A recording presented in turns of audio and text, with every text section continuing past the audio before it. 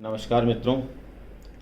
रीट का महासमर आप लोगों के सामने बस आने ही वाला है और आज हम लगभग ये मान के चलिए कि 1 महीने और कुछ दिन दूर हैं उस परीक्षा से। लेकिन इसका अर्थ ये नहीं है दोस्तों कि हम उससे डर जाएं, हमारे मन में कोई भय पैदा हो जाए। बिल्कुल नहीं दोस्तों, डरना किसी भी सूरत में नहीं है। पूरा विश्वास अपने मन में रखना है, पूरा हौसला अपने मन में रखना है और ये हमेशा ध्यान में रखना है कि जो आप पढ़ रहे हैं वही आपकी परीक्षा में आने वाला है। आपका पड़ोसी बड़ी बड़ी किताबें पढ़ रहा है, ऐसे ऐसे जटिल प्रश्न पढ़ रहा जो आपको देखने पर भी उनसे डर लगता हो, तो उसकी चिंता नहीं करनी है। ऐसे प्रश्न कभी परीक्षा में न तो आते हैं और न ही उन प्रश्नों को लेकर के आपको परेशान होने की आवश्यकता है। मैं आपको एक सिंपल सी बात बताता हूँ दोस्तों, जितने भी प्रश्न पत्र होते हैं कंपटीशन में, उसमें मेरा एक अनुभव कहता है, काफ़ी सालों से मैं इस लाइन में होने के कारण इस अनुभव को आपसे शेयर करता हूँ कि हर पेपर में लगभग 25% प्रश्न तो ऐसे आते हैं जो आप एक दिन भी नहीं पढ़ोगे तो भी उनके उत्तर आप कर दोगे। 25% प्रश्न ऐसे होते हैं। उसके बाद 25% प्रश्न ऐसे होते हैं कि यदि आपने सिलेबस के अकॉर्डिंग छोटी मोटी गाइड, छोटी मोटी किताबें और सामान्य पढ़ाई भी आपने की, 2-4 घंटे भी रोज़ आप पढ़ लेते हैं और आपने किसी प्रकार का कोचिंग आदि भी ज्वाइन नहीं किया है, थोड़ा थोड़ा किताबों से आप घर बैठकर पढ़ लेते हैं, तो भी दोस्तों आपके वो 25% प्रश्न आप कर लेंगे। इस तरह से दोस्तों आपका 50% प्रश्नों का रेशो यहाँ तक पूरा हो जाता है, अगर थोड़ा सा भी आप पढ़ रहे हैं तो। बाकी मुझे उम्मीद है आप लोग बहुत कुछ पढ़ रहे होंगे, काफ़ी मेहनत कर रहे होंगे, बहुत अच्छी अच्छी बुक से पढ़ रहे होंगे। बहुत सारे लोगों ने कई तरह के कोचिंग सेंटर्स भी ज्वाइन कर रखे होंगे।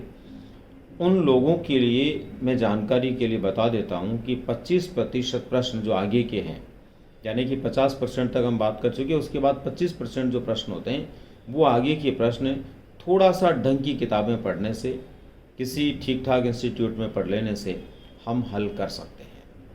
इसका मतलब हमारे लेवल के जो प्रश्न हमें पूछे जाएंगे, जिस स्तर के प्रश्न हमें पूछे जाएंगे, जिनको हम कर सकते हैं, जिनकी प्रॉपर तैयारी हमारी पॉसिबल है या आप सब ने कर रखी है, वो 75% है। इसका मतलब ये हुआ कि लगभग 75% प्रश्न वो आने हैं जिनके लिए आपको बहुत ज़्यादा चिंता करने की आवश्यकता नहीं है। सामान्य पढ़ाई से और थोड़ा सा ठीक ठाक मन लगाकर पढ़ने से उस स्तर तक आप पहुंच जाएंगे। बाकी रही बात 25% प्रश्नों की, तो दोस्तों उसके लिए आपको कतई चिंता करने की आवश्यकता नहीं है, क्योंकि अब हमारे मन में पात्रता परीक्षा को पात्रता के रूप में सफल बनाने का एक संकल्प होना चाहिए। इसलिए अब हमें उन 25% प्रश्नों पर गौर नहीं करना है। अपने को केवल और केवल उन प्रश्नों पर गौर करना है जो 75% है, जिसमें 25% तो आप नहीं भी पढ़ेंगे तो भी आएंगे आपको। 25% थोड़ी सी किताबें आप पढ़ लेते हैं, हल्की फुल्की गाइडें वगैरह घर बैठ के थोड़ा टाइम निकाल लेते हैं तो उससे हो जाएंगे। और 25% प्रश्न जो आप मेहनत कर रहे हैं उससे आप वहाँ तक पहुँच जाएंगे। 75% प्रश्न आप हल करेंगे और आपको पात्रता में 60% अंक चाहिए। तो निश्चित रूप से दोस्तों आप 60 से 75% के बीच में जो काम करेंगे उससे आपका आराम से 65-70% मार्क्स आना स्वाभाविक है। इसलिए आप एक तो डरना बंद कर दीजिए, बिल्कुल भी डरने की आवश्यकता नहीं है। दूसरे नंबर पर बहुत सारे मॉडल पेपर्स मार्केट में ऐसे भी उपलब्ध हैं जिनके प्रश्नों को देखते ही आप लोगों को चक्कर आने लगते होंगे। बहुत सारे ऐसे भी जो है प्रश्न होते हैं जो कभी यूट्यूब पे तो कभी इंस्टाग्राम पे या कभी कोई दूसरा आपका ऐसा माध्यम है जिससे आप तक पहुंचते होंगे। उन प्रश्नों को लेकर के भी आपको चिंता नहीं करनी है, क्योंकि कोई भी व्यक्ति अपने किसी भी प्रचार प्रसार के लिए किसी भी लेवल के कोई से भी प्रश्न उसमें उठाकर डाल देगा और वो सिर्फ और सिर्फ विद्यार्थियों में एक भय को पैदा करने का प्रयास करेगा। तो उससे अपने को नहीं डरना है, अपने को पूरे मन से पढ़ना है। बहुत सारे विद्यार्थी बोलते रहते हैं, मैं भी एक प्रश्न नियमित रूप से डालता हूँ, तो आप देखते भी होंगे यूट्यूब पे, तो वहाँ पर उस प्रश्न को लेकर कई स्टूडेंट कमेंट भी करते हैं कि सर थोड़ा सा इसका स्तर बढ़ाइए, घटाइए, ये करिए, वो करिए। दोस्तों आप निश्चिंत रहिए, मैं अच्छी तरह से इस बात को जानता हूँ। इतने वर्षों से इस क्षेत्र में या इस फील्ड में, इस सब्जेक्ट में काम करते करते मुझे हो गया कि किस लेवल तक के प्रश्न आ सकते हैं, उस लेवल तक ही अपने को अपने को उसमें ध्यान देना चाहिए। उससे ज़्यादा जाकर के स्टूडेंट के अंदर भय पैदा करना मेरा काम नहीं है और नहीं ऐसा करने की आवश्यकता है। पीछे की परीक्षाओं में भी अक्सर आपने देखा होगा दोस्तों कि मैं जितना प्रयास करता हूँ, जितना बता देता हूँ, संभवतया कुछ प्रश्न ऐसे हो सकते हैं जो इधर उधर से होते हैं, बाकी मैक्सिमम प्रश्न उसी लेवल तक के पूछ लिए जाते हैं। मैं ये नहीं कहता कि सारे प्रश्न जो मैं बता देता हूँ उनमें से आते हैं, पर काफ़ी कुछ प्रश्न अपने को मिल जाते हैं। एक सफल विद्यार्थी को जितने प्रश्न चाहिए वो उसे मिल जाते हैं।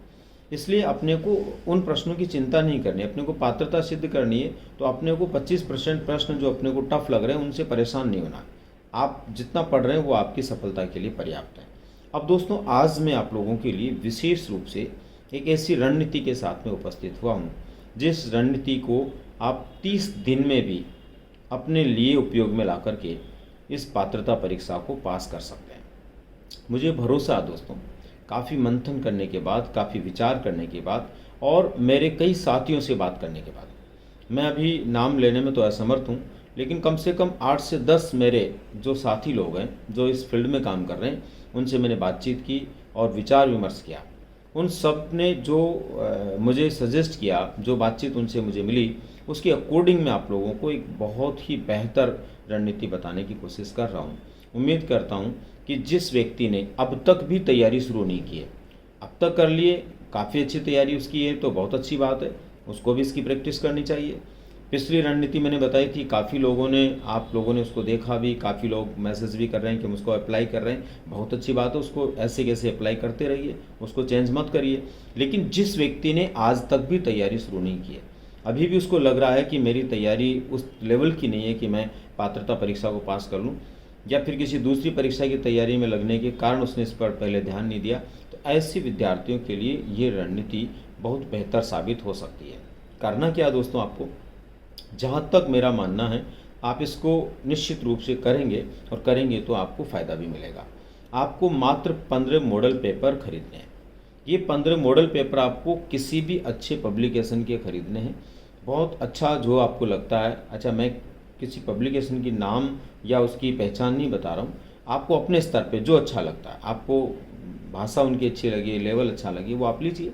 15 मॉडल पेपर आपको फिक्स खरीदने। अब करना क्या है, 15 मॉडल पेपर आप खरीदना, वो खरीदना जिनके आंसर साथ में नहीं हो। बहुत सारे मॉडल पेपर्स ऐसे आते हैं एक के साथ में पीछे जस्ट उसके आंसर होते हैं, वो नहीं लेना। आप बिल्कुल वो लीजिए जिसमें आगे आपके 15 मॉडल पेपर दिए हुए रहते हैं और लास्ट में पीछे के पन्नों में उसकी आंसर शीट दी हुई होती है। वो मॉडल पेपर आपको खरीदने में ये समझदारी आपको बरतनी है। जो ही आप उनको खरीदें, बिना उनके आंसर्स को देखे, जो आंसर की सीट पीछे दी हुई है उसको आप बिल्कुल अपने मॉडल पेपर की पत्रावली से अलग कर लें, और अलग करके उस पूरी की पूरी पत्रावली को, आंसर वाली जो है, उसको आप अपने किसी भी घर के उस व्यक्ति के पास रख दें जिस व्यक्ति से आप चाहे जब नहीं ले सकते, और उस व्यक्ति को ये बता दें कि मैं 30 दिन तक लगातार इस पढ़ाई को करूँगा और हर रोज़ आपसे मैं एक आंसर की लूँगा, तब वो आपको दे। बाकी ऐसे आपके हाथ नहीं लगे, आप चाह करके भी उसको नहीं ले पाए। अच्छा, ये बात मैं इसलिए कह रहा हूँ कि दोस्तों ये मानवीय स्वभाव होता है, अपनी प्रकृति होती है। कोई प्रश्न अपन पढ़ रहे हैं, अचानक नहीं आया तो अपन भूल से भी देख लेते हैं, तो भूल से भी नहीं देखना आंसर्स को, उनको रख देना। ये समझना है कि मेरे पास कोई आंसर नहीं है और मुझे केवल इस पेपर को हल करना है। अब आप दोस्तों क्या करेंगे, पहला मॉडल पेपर जो भी आपने लिया उसको लें, और उस पहले मॉडल पेपर को आप फर्स्ट डे, आप फिक्स जो है आने वाले 1 या 2 दिन में इस कार्य को शुरू कर दें। आने वाले 1 या 2 दिन में इस कार्य को शुरू कर दें और पहला मॉडल पेपर जो है उसको आप हल करें। टाइम टेबल जो मैं बता रहा हूँ उसको आप फॉलो करें, और दोस्तों इस टाइम टेबल को आपको हर हाल में फॉलो करना है। इसलिए करना है कि अगर आपने 30 दिन अपने आप को इस टाइम टेबल के साथ में मैनेज किया तो आपका लाइफ मैनेजमेंट भी बहुत अच्छा हो जाएगा। करना क्या है, सुबह 7 से लेकर 9:30 बजे तक अपने उस मॉडल पेपर को हल करना, पूरा टाइम देना। ऐसा नहीं कि मैं 1 घंटे में कर लूँगा, आधा घंटे में कर लूँगा, बिल्कुल नहीं करना है। आप ये सोचना है कि मैं डेली 7 से 9:30 एग्ज़ाम दे रहा हूँ, और एकदम ऐसी जगह बैठिए, शांत जगह, जहाँ आपको कोई परेशान करने वाला, डिस्टर्ब करने वाला नहीं हो, वहाँ बैठिए आराम से। 7 से फिक्स घड़ी को लेकर बैठिए, 7 बजते ही अपना पेपर शुरू कीजिए। जल्दी भी नहीं करना, लेट भी नहीं करना। 9:30 बजे तक पेपर को हल कीजिए। 9:30 बजे तक की अलार्म आप भर के रखिए। जो अलार्म बजती है, अगर आपके 5% छूट गए तो उनको छोड़ दीजिए। ये नहीं करना है कि अभी तो मुझे कोई कहने वाला है ही नहीं, मैं तो कर लेता हूँ, बिल्कुल मत कीजिए। 5% छूट गए मतलब छूट गए। आप ये सोचिए कि एग्ज़ाम में मेरे साथ ऐसा होगा। आपके छूट गए उनको हटा दीजिए।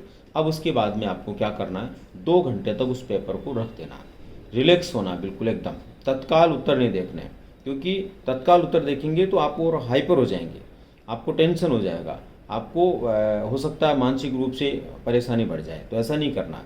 आप 2 घंटे रिलैक्स होइए, आराम से नाश्ता वगैरह करिए, भोजन आप उस टाइम पे करते हैं तो वो करिए। रिलैक्स होने के बाद में 2 घंटे के बाद आप वापस जो है उस व्यक्ति से जिसको आपने वो आंसर्स दिए हैं उससे पहले मॉडल पेपर के आंसर की मांगिए, सारे मत लीजिए, पहले मॉडल पेपर के। उसके बाद में आप बैठ करके उसका मिलान कीजिए।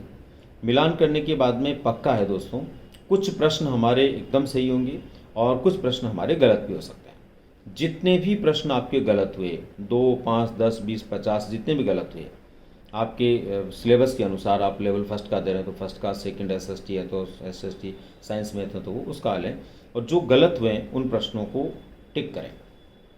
गलत प्रश्नों को टिक करने के बाद में फिर आपको विश्लेषण करना है कि ये गलत प्रश्न कौन कौन से यूनिट से थे जो मेरे गलत हुए, यानी जिस जिस यूनिट के प्रश्न हमारे गलत हुए उस यूनिट को आपको पहचानना।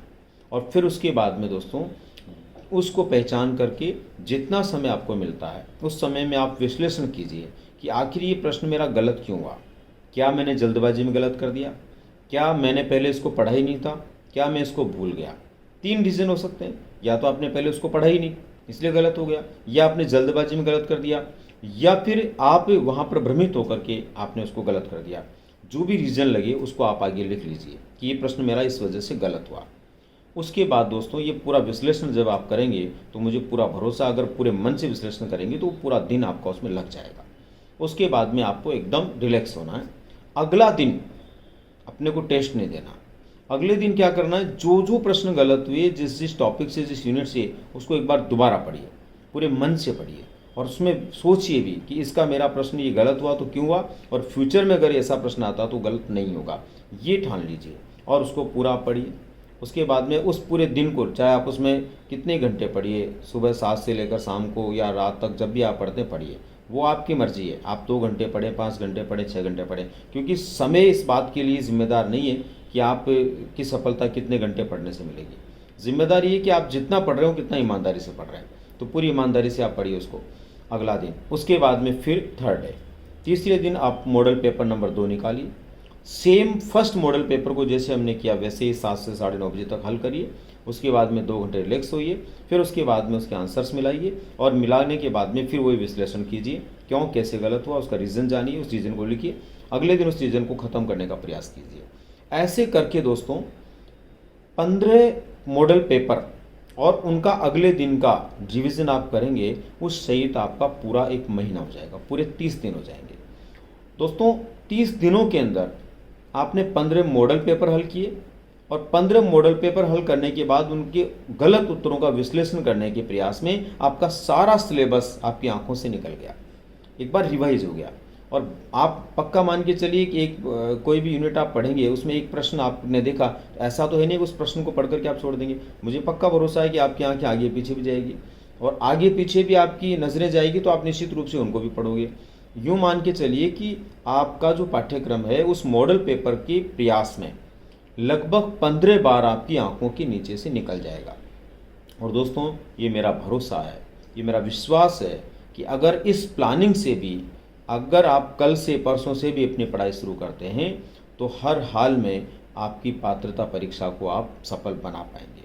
मुझे पूरा भरोसा है आप लोग उस जिस तरह से मैंने बताया उसी तरह से, उस दृढ़ता के साथ में, उस निष्ठा के साथ में उन मॉडल पेपर्स को आप हल करेंगे।